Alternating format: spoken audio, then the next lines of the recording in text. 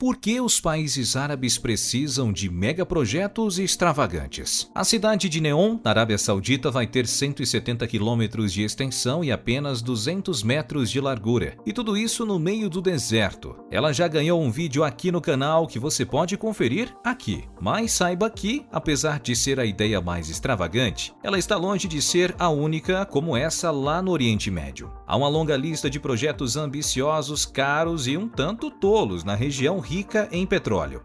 Hoje, como presidente do Conselho de Administração da NEOM, eu apresento-lhes o The Line, uma cidade de 1 milhão de habitantes com uma extensão de 170 quilômetros, que preserva 95% da natureza dentro da NEOM, com 0 carros, 0 ruas e 0 emissão de carbono. Políticos, economistas e youtubers dão suas opiniões sobre esses projetos o tempo todo. Mas afinal, por que é que os países árabes continuam investindo em ideias malucas como essa quando elas parecem ser fadadas ao fracasso? Muito dinheiro para gastar e ditadores megalomaníacos? Ou há alguma estratégia ou intenção oculta e genial por trás delas? Continue ligado no vídeo porque é isso que eu vou te contar. Já deixa o seu like, inscreva-se no canal e sem mais delongas, vamos para o vídeo. A resposta mais simples e direta para essa questão seria o turismo. Uma vez terminadas, essas obras vão atrair pessoas de todo mundo pela curiosidade. Mas será que só isso basta para justificar suas construções?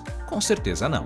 Uma vez que o petróleo desses países acabe ou ele deixe de ser valioso, é provável que muitos deles se arrependam de não ter gasto os lucros de agora com projetos mais bem pensados ou com investimentos de longo prazo. O que faz com que não o façam é a pequena parcela de esperança que possuem de que projetos como esse podem mudar não somente suas economias, mas suas sociedades. Para entender isso, é necessário entender como o petróleo impacta a gestão econômica desses países e como eles estão tentando evitar os erros que outros países já cometeram no passado. Em 1959, os Países Baixos descobriram 2,7 trilhões de metros cúbicos de gás natural no norte de seu território. Isso imediatamente fez com que o país ficasse rico, já que inúmeras empresas de extração começaram a jorrar dinheiro na mão do governo para garantir o direito de explorarem esse recurso. A indústria do gás floresceu e o valor do florim holandês disparou no mercado internacional de câmbio. Isso parece ótimo, não é?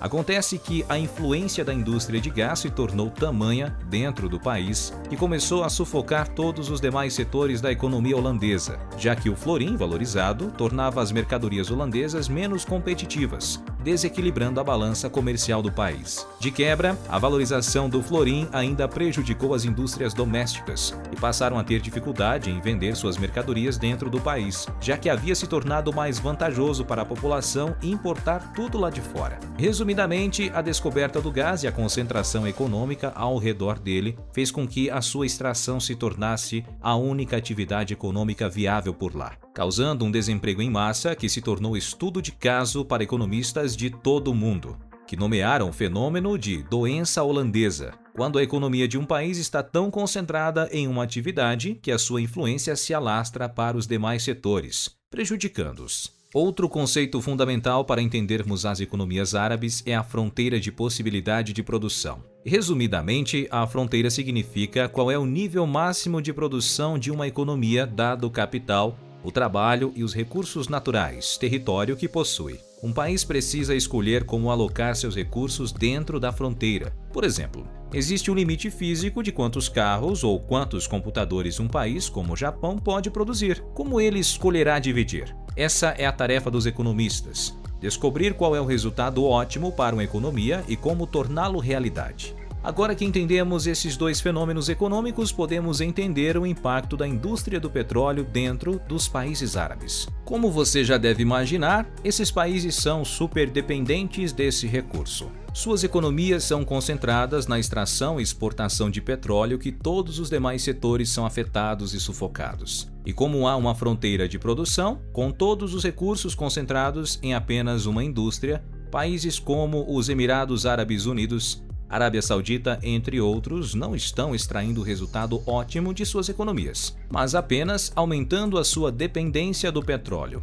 ou ao menos estiveram. A verdade é que antes do petróleo, a maior parte desses países era muito pobre, suas economias eram irrelevantes e eles não tinham poder algum. O fato de terem se aproveitado da riqueza proveniente da extração do recurso foi ótimo para suas economias e mais ainda, o fato de que a Holanda cometeu os erros que agora eles estão tentando evitar. As administrações passadas cometeram o erro de apenas investir no petróleo, mas as gestões deste século estão tentando recuperar o tempo perdido, seja através de investimentos em outros setores ou através de fundos soberanos, como o norueguês, que poderia, em tese, financiar os momentos de baixa desses países. O único problema dos fundos soberanos dos países árabes é que, diferentemente da Noruega, eles não são muito transparentes sobre o que estão fazendo com o dinheiro e em que estão investindo. Essas limitações impõem limites no quanto investimento estrangeiro podem receber e nos dados acessíveis para a elaboração deste vídeo. Os árabes podem estar lucrando bilhões neste momento com seus investimentos secretos, mas não temos como saber. E para ser sensato, essa possibilidade não é muito provável. Outro problema que geralmente vem com a descoberta de reservas de petróleo é o populismo. Tomemos como exemplo a Venezuela. No início do século XX, quando descobriu suas reservas gigantescas, a economia venezuelana disparou e ela se tornou um dos países mais ricos do mundo em questão de anos. Parecia que o país se tornaria uma potência de calibre mundial e que antes da virada para o século XXI, ela poderia ser quase tão poderosa quanto os Estados Unidos. Aconteceu que, por uma série de problemas como corrupção, má administração e populismo, ela nunca chegou lá. Todo o lucro proveniente do petróleo que caía nas mãos do governo era usado para financiar uma vida melhor para a população, como comprar alimentos e financiar gastos com programas sociais. E foi ótimo no curto prazo, mas não criou as condições para que a economia do país se desenvolvesse.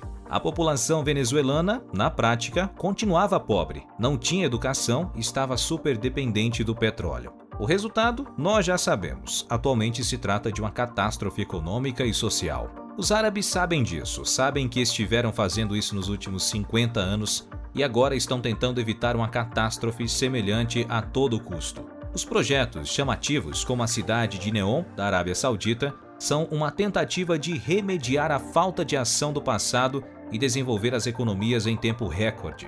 Mas, novamente, por que investir em projetos tão chamativos como esse? Por que não começar pelo essencial como infraestrutura, transportes ou mesmo educação? Para entendermos isso, precisamos voltar ao conceito de fronteira de possibilidade de produção. Os estados do Golfo têm populações nativas muito pequenas e antes de venderem petróleo, tinham um capital muito limitado também. Simultaneamente, suas terras são caracterizadas principalmente por longos e inóspitos desertos. Então, suas fronteiras de produção eram muito limitadas. Quando descobriram petróleo, elas foram expandidas vertiginosamente, mas isso não resolveu o problema da falta da mão de obra, que continuava enxuta e pouco especializada. Até hoje, essas economias lutam para encontrar empregos para seus cidadãos, já que toda a mão de obra em torno do petróleo foi importada através das empresas estrangeiras que exploram o petróleo dali. Como você pode perceber, para se desenvolverem mais rápido, esses países abriram mão de solidificarem suas economias e, ao invés disso, resolveram apenas esperar que as empresas estrangeiras explorassem e repassassem os lucros, que, por serem exorbitantes, sufocaram quaisquer outras indústrias que pudessem se desenvolver ali. Além disso, há um outro problema menos comentado, que são as limitações dos sistemas bancários desses países, principalmente acerca da cobrança ou pagamento de juros, que é visto como usura e proibido de acordo com os ensinamentos do Islã. Isso faz com que os bancos árabes não consigam competir com os concorrentes internacionais, limitando o mercado de investimentos desses países. O único trunfo dessas economias durante esse período inicial de exploração de petróleo foi o desenvolvimento de suas linhas aéreas, como a Emirates, Qatar Airways e Etihad. Foi uma jogada inteligente porque, através dessas linhas, muitas escalas são feitas nos países árabes, ajudando a movimentar as economias locais, além de serem investimentos que não dependem de mão de obra ou recursos naturais. Uma vez estabelecidos, os aviões podem voar por anos e financiar a renovação da frota. Essa indústria ajuda a movimentar o turismo na região, mas os governos sabem que só turismo não é suficiente para sustentar suas economias, uma vez que o petróleo perca sua importância.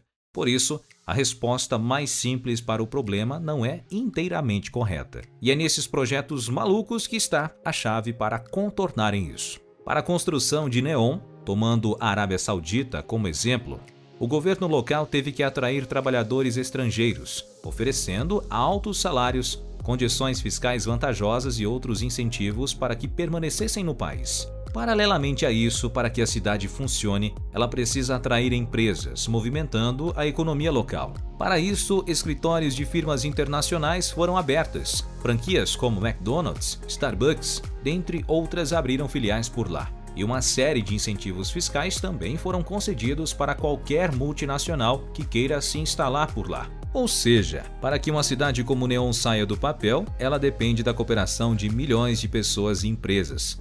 E uma vez envolvidos na construção da cidade, muitas pessoas tendem a ficar por lá, mesmo uma vez que ela esteja finalizada. A cidade estará equipada com tudo que alguém poderia desejar. Empresas já estarão estabelecidas e haverá infraestrutura para todo tipo de negócio por lá, desde turismo e finanças até saúde, educação e lazer. Através da construção desses megaprojetos, mais do que simplesmente demonstrar seu poder e riqueza, esses países estão buscando importar mão de obra especializada, filiais de empresas multinacionais e, com isso, esperam que uma rede de empresas menores, empreendimentos e todo um ecossistema de negócios floresça ao redor deles, tornando esses locais, que antes só havia areia, em grandes centros comerciais e urbanos mundiais. Portanto, finalizando tudo o que foi dito aqui no vídeo, os países árabes sabem que podem ser as próximas vítimas da doença holandesa. Afinal, suas economias são profundamente dependentes da exportação do petróleo. Eles sabem que suas fronteiras de possibilidade de produção vão até onde o petróleo vai, e agora estão tentando remediar isso através da construção desses grandes centros. A expectativa é que novos negócios se desenvolvam por lá, que pessoas inteligentes e ricas se mudem e assim movimentem a economia desses países para outros lados além da extração de petróleo. Se isso vai funcionar, é difícil dizer. Grandes projetos e promessas de crescimento costumam atrair investimentos, mas há muitas questões ainda pairando sobre esses países, como a falta de transparência e a forma como tratam seus trabalhadores. Se projetos como o NEOM vão florescer, só o tempo dirá. Mas hoje já podemos afirmar com certeza que esses países estão apostando alto. Não para apenas superarem a doença holandesa, mas porque querem se tornar verdadeiras potências econômico-financeiras mundiais. E você, o que acha dessa estratégia? Será que vai dar certo? Me responde aqui nos comentários com a sua opinião e caso tenha gostado do vídeo, não deixe de curtir e se inscrever no canal. Até a próxima. Tchau!